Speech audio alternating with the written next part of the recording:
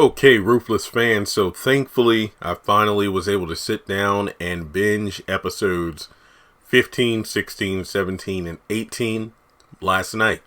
I watched them all, got all the notes, so this is the first video I'm recording today. I have a lot to do, but I'm probably going to split it up between today and tomorrow, that way I'm not straining myself too much, but I just wanted to do a quick video, kind of talking about Ruthless. I did one, what was it, about a week ago.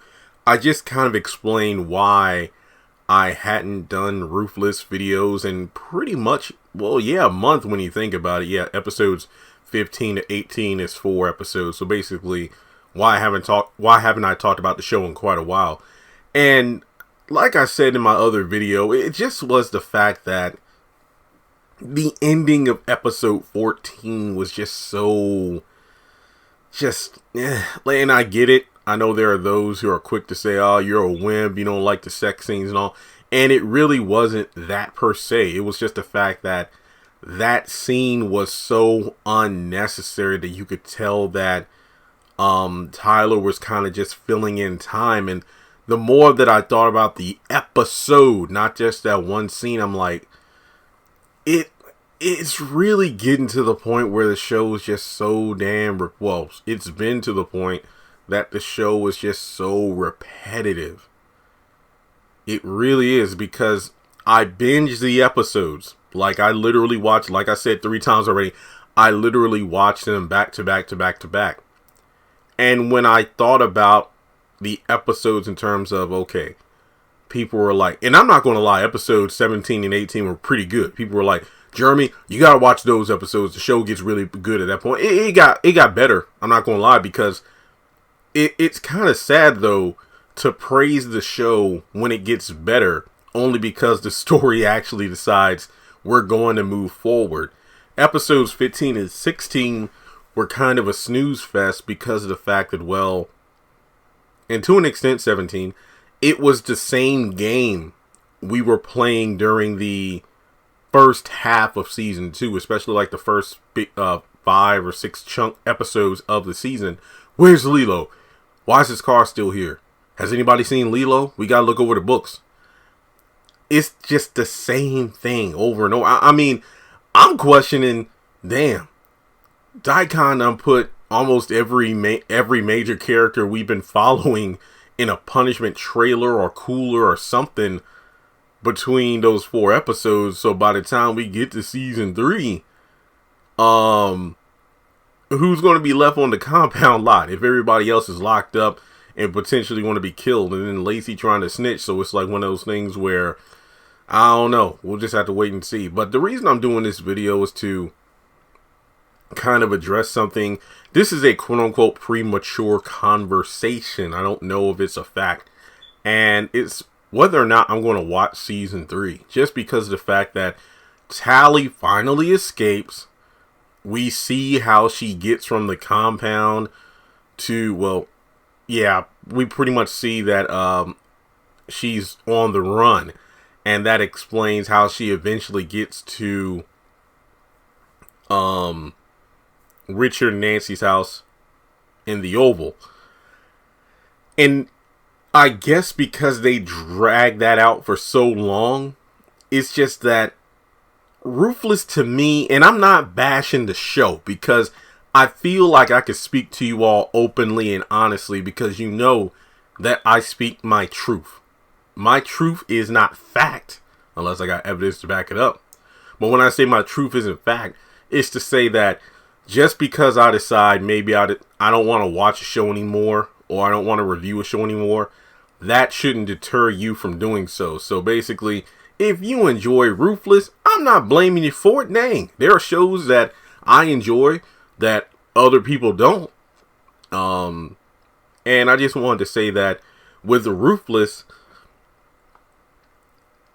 if season 2, if that finale is coming up this week, if the finale really doesn't wow me or blow me away, then I don't really see the point of watching season 3. Because at that point, it's like the Oval, we already know it's so far ahead. And if Ruthless starts to get good, it's only because they seriously rushed the plot. And The show itself could have probably only lasted 2 seasons.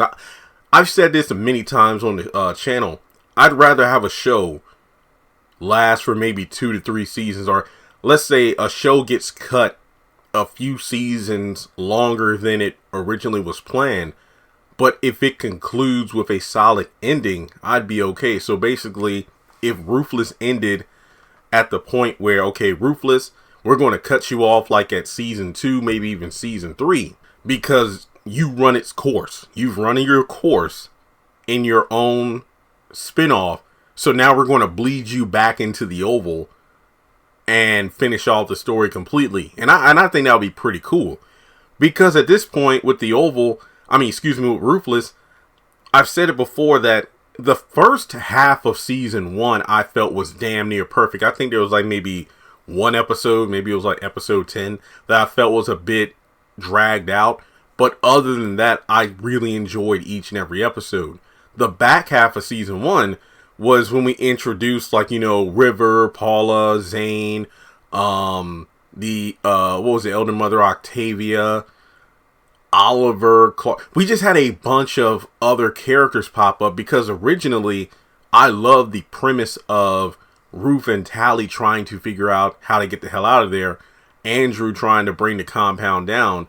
But then the back half, you introduce all these other characters, and yeah, we don't want to stay here, and we don't, want to live the way of the Raku. And then every episode became repetitive. We knew what was going to happen. We're going to have Ruth and Tally talk, Ruth and River, Ruth and Joan, Paula and her group talking, and it felt more like we're saying, ironically enough, for a group of people who wanted to get out of the compound, we stayed most of the episode at the compound.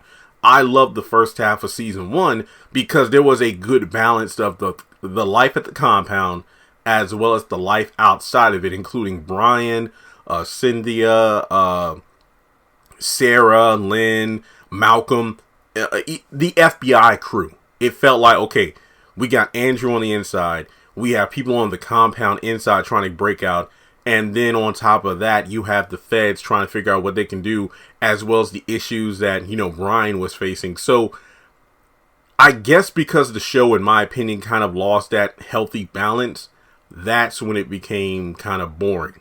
So I will let you know if I plan on watching and reviewing season 3, probably later this week. It depends. Like I said, it really hinges on what they do in the finale for season 2. I think the biggest thing holding this show back, aside from dragging out stuff, are the long hiatuses.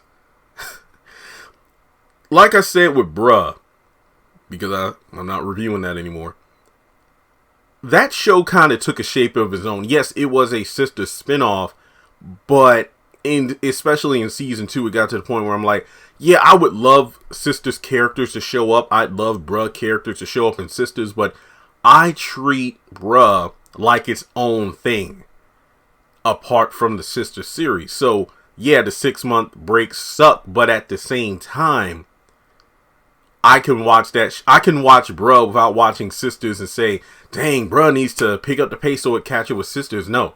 But Ruthless, you literally were technically speaking, the ending of episode 1 and the beginning of episode 2 were like the backdoor pilot for the spinoff. And the fact that in Ruthless season 2 and part of season 3, we saw how far things have come despite the lack of characters we actually saw on screen. So it's like, well, Tally is dead on Oval. Ruth wants to get out on the Oval, meaning that it's pretty obvious everything falls apart. Maybe River, Joan, everybody that she was counting on when it came to escaping the compound, they die. They're locked up. Ruth has no way out, so she needs help to get out.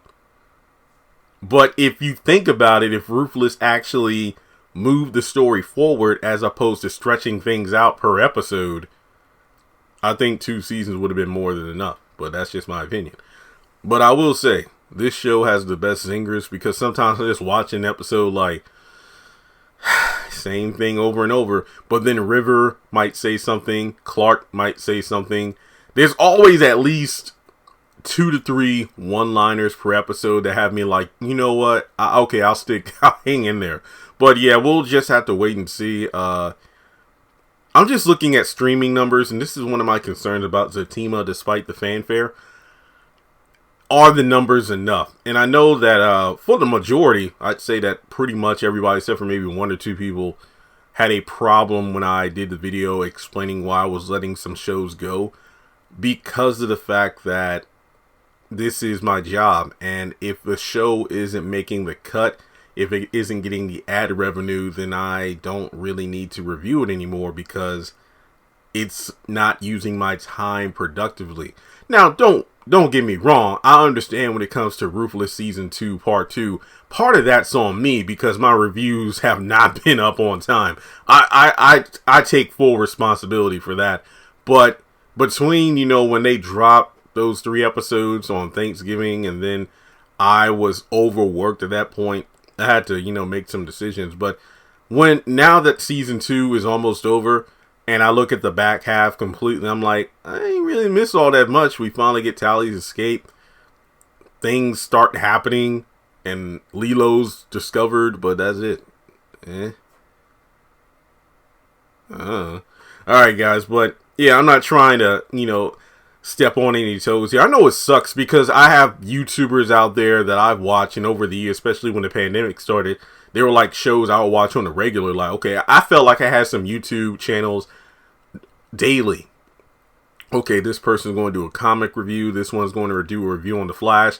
This one has a comedy video coming out, on Wednesday. So I kind of had my own little schedule each week based off other channels that I would watch and enjoy. But then it's like, hey guys, this segment of our channel has run its course, or this person moved away so we can't do our usual kind of thing, or this show got canceled so we can't do reviews anymore. So I'm just saying that, yeah, I don't know if Roof is going to make the cut moving forward, which is crappy as hell because Melissa is fine, Roof, and sometimes like the scene she had in episode was it 16 or 17, the one where Daikon tells her to come to his trail so they can talk, and she was just flirting with him, and I'm like,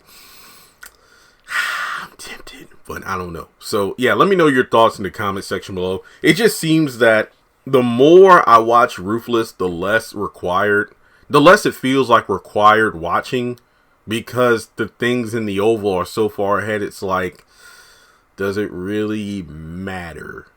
I don't know. But that's all I have to say for the video. Let me know your thoughts in the comment section below. Should I watch Season 3? I actually I posted yesterday on Instagram because people were like, I've gotten some messages, some quote-unquote comedic threatening message like, hey, I've been patient enough. We're going to have to fight if you don't upload those reviews soon for Ruthless Season 2. And I've had another person, I will put you in a punishment trailer. First of all, it was a female that said that, and I'm actually quite intrigued with what that means. But it's just like, I've had people telling me they stopped watching like Season 1, and there are those who watch the show when it airs on BET and they couldn't get into it. But like with Bruh and other shows that I stopped reviewing, at least I can say I stood firm and did like a couple of solid seasons. So regardless of people's like, man, you're not a fan because you didn't watch Season 3. I watched every freaking episode of the first 2 seasons, and I did reviews of every one of them. So, it is what it is. But like I said, let's just see what this finale has to bring in Season 2, and we will move forward from there. So, thanks so much for tuning in. Make sure you take a moment to hit the thumbs up button. Hit subscribe because we are closing in on 197,500 subscribers, meaning that we're about to jump forward to 200,000, which will be great to hit by the end of the month. Also, follow me on social media. Links are in the description below. Hit that bell icon to select all. That way you don't miss out whenever I post content on the channel. And if you would like to donate, feel free to do so on PayPal or Cash App. Thanks so much for tuning in, and I will talk to you soon.